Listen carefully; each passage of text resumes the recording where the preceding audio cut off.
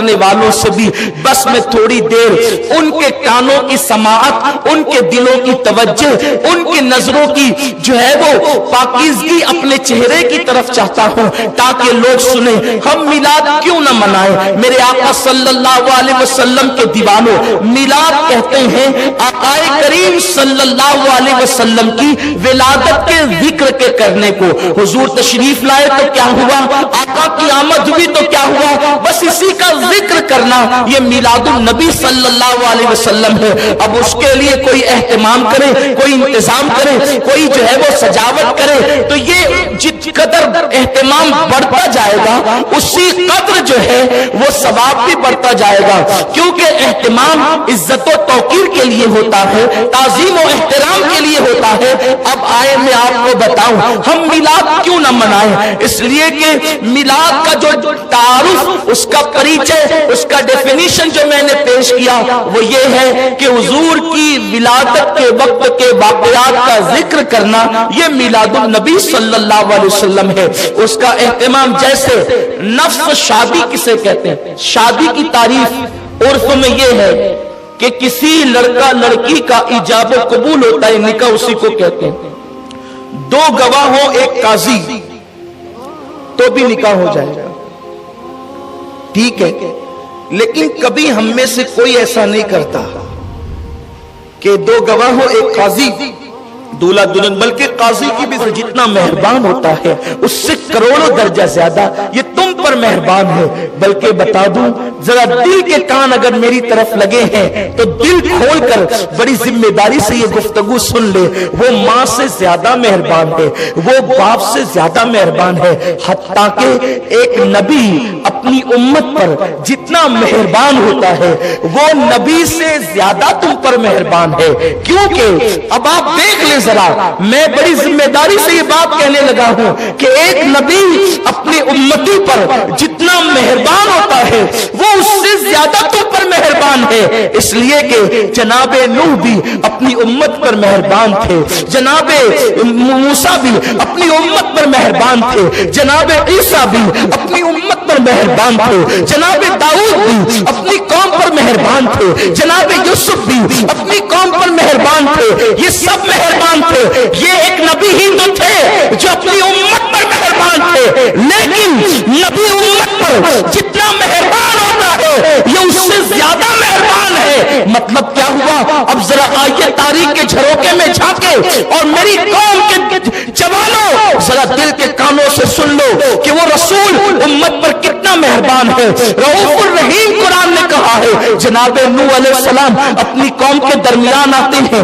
और आने के बाद कहते हैं, क्या कहते हैं, ऐ मेरी कौम इन बुतों को छोड़ दो, ये बुत न नफा पहुंचा सकते हैं न नुकसान पहुंचा सकते हैं, छोड़ो इन्हें, छोड़ो इन्हें। हजरत नूह अलैहिस्सलाम कौम को समझाया, कौम न मानी, खामोशी में सरगोशी में समझाया, न मानी तो चिल्लाकर समझाया, न मानी उसके बाद बुला करके पुकारा, उन्होंने चेहरे छुपा लिए, भाग गए। हालत ये हुई कि उस वक्त तवज्जो फरमाए, बहुत गौर से सुने, मैं तारीख का वो बाब पेश कर रहा हूं ताकि आपको अपने नबी की अहमियत पता चले। मेरे आका सल्लल्लाहु अलैहि वसल्लम के दीवानों, वो सिर्फ नमाज लेकर के नहीं आए थे, वो सिर्फ रोजा लेकर के नहीं आए थे, उनका एहसान सिर्फ इतना नहीं कि वो नमाज रोजा दे करके चले गए, नहीं नहीं, एक माँ और बाप का रिश्ता जहां दम तोड़ देता है, इससे ज्यादा मेरे नबी का रिश्ता मेरे नबी निभाते हैं। अल्लाहु अकबर। जनाब नूह अलैहिस्सलाम, अल्लाहु अकबर, कौम को समझाया,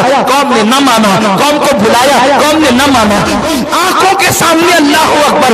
यूं लगता है कि जैसे तारीकी से छा रही हो, यूं लगता है मैं कह रहा हूं, मैं बहुत मोहताज गुफ्तगू करना चाहता हूं, इसलिए कि ज़ेरे आसमां अज अर्श नाज़ुक पर नफज गुम कर दमी आयत जुनैद बायज़ीदी जा हुजूर अलैहिस्सलाम पर कशी की कैफियत है। यूं लगता है जैसे आंखों के सामने तारीकी से अंधेरा सा छा गया हो। मेरे सरकार ने एक दरख्त की टहनी पकड़ी है और टहनी पकड़ने के बाद वही टहनी पकड़ कर हुजूर बैठ गए हैं। लेकिन उस वक्त ये मौजज़ा ज़ाहिर हुआ है, टहनी जब कोई ऊपर पकड़ता है और नीचे बैठता है, या तो टहनी हाथ से छूट जाती है या टहनी टूट जाती है, लेकिन मेरे रसूल के हाथों میں جو टहनी आई थी न वो हाथ से छूटनी है, इसलिए कि हाथ है नबियों के इमाम का हाथ, हाथ से टहनी नहीं छूटती लेकिन टूटती भी नहीं है, क्योंकि जो नबी के दामन से वाबस्ता होगा वो टूटेगा नहीं, वो जुड़ा रहेगा। अल्लाह अकबर, ये मौजूदा जाहिर हुआ है, न टहनी हाथ से छूटी है न दरख्त से टूटी है। हुजूर ने उसको पकड़ा और आका बैठ गए हैं। हुजूर के एक ही गुलाम हुजूर के साथ है। एक तो हाल ये है कि हुजूर अलैहिस्सलाम ने पैदल इतना लंबा सफर तय किया है और पूरी नालैन खून से भरी हुई है, कपड़े लहू लहान है। मेरे अल्लाह ने पहाड़ों के फरिश्ते को भेजा, साथ जिब्राइल थे। या रसूल अल्लाह, अल्लाह आपकी इस कैफियत को देख रहा है और अल्लाह आप पे सलाम भेज रहा है और अल्लाह फरमाता है हबीब उन्होंने तुम्हारे साथ बड़ी बदसलूकी की है, रहमत खुदा मुंतजिर है।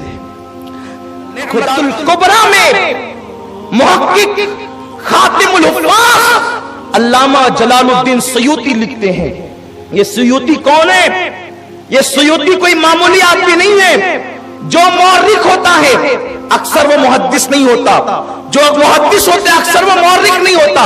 ये जलालुद्दीन सयूती वो है जो फकीह भी हैं, मुहद्दिस भी हैं, मुअर्रिख भी हैं।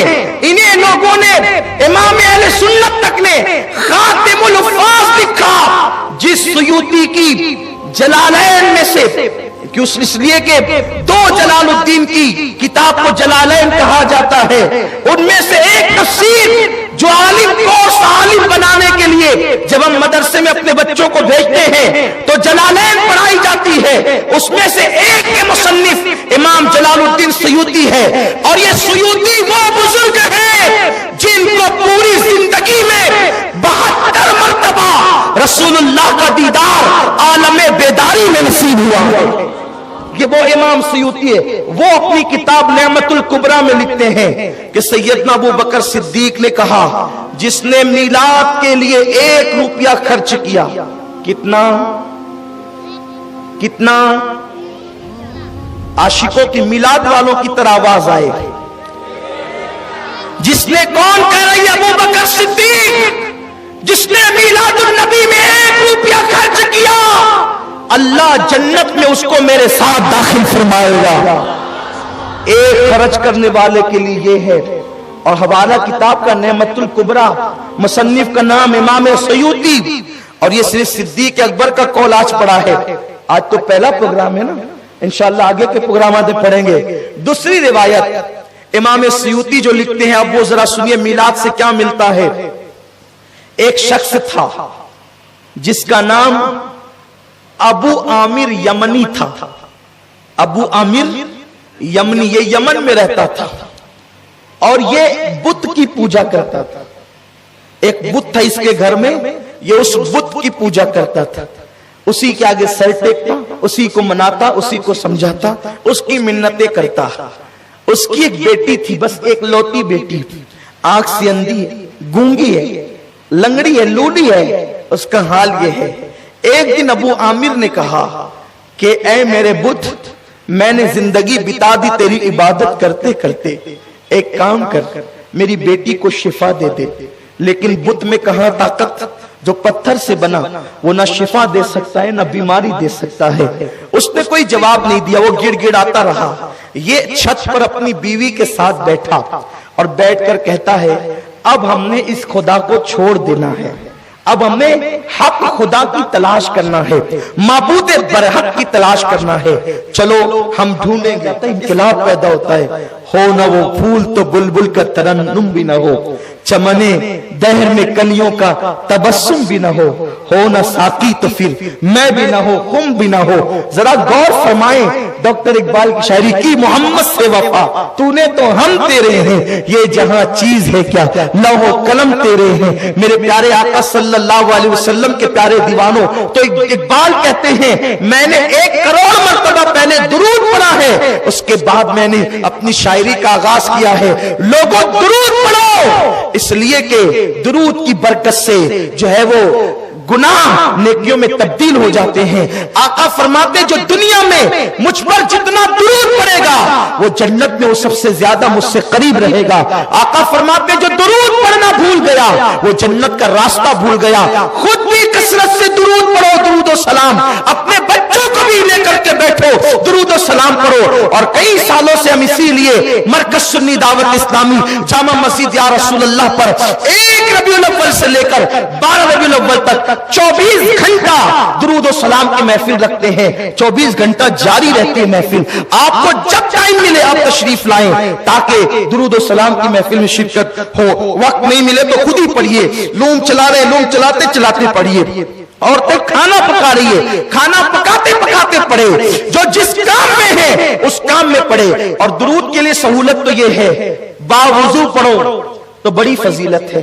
लेकिन अगर कोई बावुजू नहीं पढ़ सकता, बेवुजू पढ़ना चाहे तो दुरूद शरीफ कोई बेवुजू भी पढ़ सकता, इसकी इजाजत है। मेरे आका अलैहिस्सलाम के दीवानों कसरत से पढ़ो, आका का दीदार होगा, मुसीबतें दूर होगी, तकलीफों का इजाला होगा, बुरी तकदीर भली होगी। तो मैं उम्मीद करता हूं कि आप 1000 मरतबा रोजाना, आप कहेंगे कितनी देर लगेगी? 20 मिनट से ज्यादा नहीं लगेंगे, ज्यादा से ज्यादा आधा घंटा